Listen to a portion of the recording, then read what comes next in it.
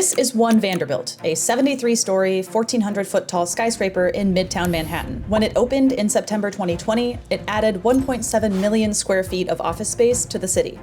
Yes, even after the pandemic dealt a near-fatal blow to in-person work in 2020, these buildings continue to open. Even more are projected to open in the next 5 to 10 years. Meanwhile, the wider commercial real estate landscape in New York and around the country and world is looking, well, bleak is putting it mildly. Part of that is a $1.5 trillion wall of debt coming due at the end of 2025. And it's not just the developers and landlords that will suffer if and when this debt time bomb goes off. As city budgets rely heavily on commercial property taxes and smaller regional banks are tied up in loans, the ripple effects will extend well beyond Manhattan or whichever city is closest to you. So in the midst of impending doom, not to mention the ongoing fight between work from home diehards and return to office champions, why all the new ultra tall, mega fancy office buildings?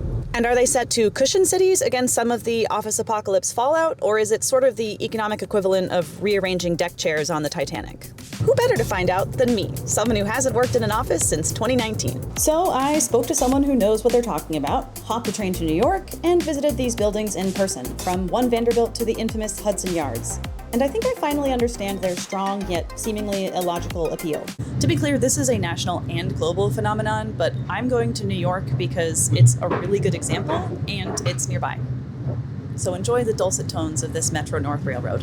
Of the city's nearly 730 million square feet of office space, almost 82% of it is in Manhattan. But as you can see just by panning up here, not all of it is created equally. And yes, I know that a lot of that is residential, but it makes the same point visually. You have these older, smaller brick and mortar buildings that don't necessarily have anything wrong with them, but you certainly wouldn't catch Don Draper or the Roy family working inside them. So then you have buildings like this one, or the New Yorker building that we'll show you here. And they're a bit bigger, maybe modern for the era in which they were built, but certainly not the nicest or flashiest, especially compared to others. They're what's known as Class B or C buildings, meaning they lack a lot of the modern amenities that make other buildings more attractive, like proximity to public transit, natural light, etc. And those are the buildings that are struggling with the highest vacancy rates in the city. You would not catch me riding a bike without a helmet in this city. Insanity. And finally, in the flashiest parts of Midtown, you'll find these, the iconic skyscrapers that make up the city's skyline, including some of the most prominent names in architecture, like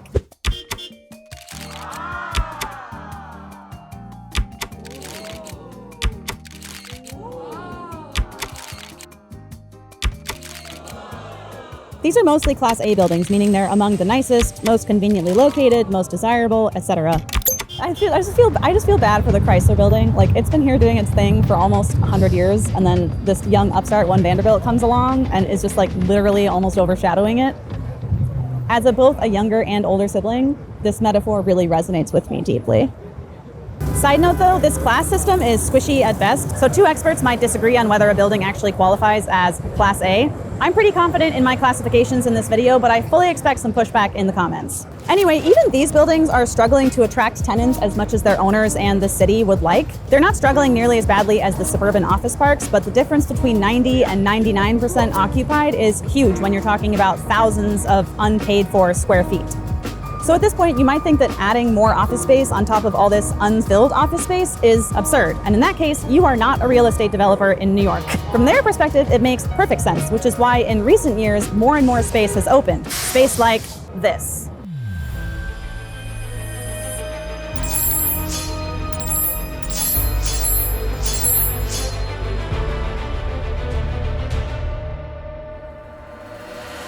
These are the buildings that are carving out success in this beleaguered industry. They're sometimes called Class A, but often people argue that they need a classification of their own, like Class A+, Prime, or as they're most often called, trophy buildings. Now, since I haven't worked in an office since 2019, and that was a boring suburban office park across the river in New Jersey, I decided I needed to see what sets these buildings apart. Except, none of them responded to my request for a tour. We literally got shooed away from just pointing a camera at the front door while standing in their little plaza. I made eye contact with one of them. We have minimal time. So instead, here's some pretty B-roll and descriptions of some of the amenities. For upwards of $322 per square foot, tenants at One Vanderbilt can enjoy an unsurpassed professional and personal quality of life thanks to the building's 30,000 square foot amenity floor, which houses a state-of-the-art auditorium, a large outdoor terrace, premier food and beverage offerings, and more. The sky's the limit for your business. Ba-ding. These amenities don't come cheap, but tenants don't seem to care. More leases have been signed for $200 per square foot or more since 2020 than in the previous 5 years combined. Even including all the freebies that developers sometimes give away to lure tenants in, these trophy buildings are coming out miles ahead. Designing and building one of these mega fancy, ultra tall buildings in one of the most expensive real estate markets in the world is expensive. One Vanderbilt cost $3.3 billion, one World Trade Center was $3.8 billion, and on across the city. This is the angle that Gen Z likes to shoot at, so great. Yet even in the face of the dreaded glut, shouldering these costs still makes sense to those in the business. One April 2024 report from the real estate services firm CBRE put it bluntly. While building a prime building with in-demand amenities costs more than the average property, they may be the only office asset worth building. The sort of tenants which are going to go into these new buildings under no circumstances are going to go into the old buildings. They're not really looking to lease space in older buildings which were built in the 1930s, 1940s, even if they're Class A buildings. Businesses are flocking to buildings like these before they've even officially opened. Both 425 Park Avenue and 50 Hudson Yards were 85% leased before their official grand openings in late 2022. And One Vanderbilt, which opened in late 2020, is 95% occupied today, as if a work-from-home revolution via pandemic was just a blip on the radar. What there is a scarcity of commercial office space in New York City, which has been built since the year 2000. The rents are a lot higher in these trophy buildings, but really the space is very much in demand even now. For, a major public company to spend, say, $100 or $120 a square foot versus $80 a square foot, if that means getting their team to come back, they can make that investment. And that's good news for building owners, as tenancy rates and rental prices are two of several factors that are used to determine a building's overall value, and subsequently its property tax bill. It's partly this relationship with city and state budgets that gives these trophy buildings so much attention, especially with the apocalypse looming and whatnot.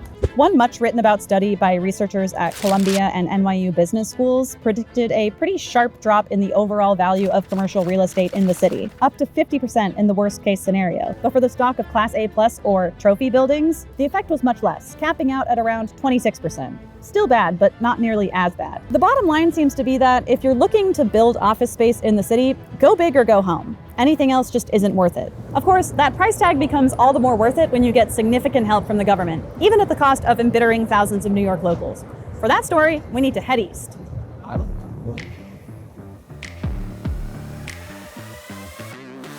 Welcome to Hudson Yards. Of all the trophy buildings in the city, this complex contains a few of what we might call the problem children of the trophy set.